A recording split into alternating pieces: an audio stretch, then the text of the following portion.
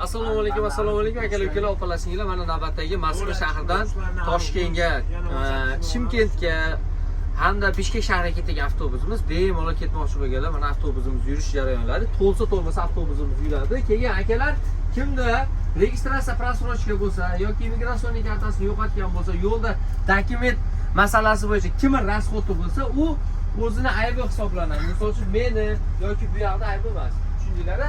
Kimga 5 dokument bo'ladigan bo'lsa, o'sha inson o'zi uchun rasxot qiladi. Avtobusimizda 5 ta odam bo'lsa, 5 kishi, bitta odam bo'lsa, bitta kishi, 10 ta odam bo'lsa, 10 kishi rasxot qiladi. Tamojnida so'mkalarni hammasini tushirmaslik uchun 300 rubldan rasxotimiz bor, чтобы Rossiyadan tezroq chiqib ketishimizga. Agarda so'mkani tushiramiz desangiz, hamma o'zi tushirish kerak.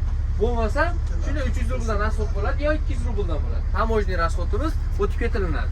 2,5-3 sutkada xudo xolasa mana 3 ta voditelь sizlarning xizmatinglarda manzilga yetkazib qo'yadi. Kim ketmoqchi bo'lsa, ishonch nomerlariga murojaat qilinglar, layklarni ayamanglar, kommentariyada izoh qoldiringlar.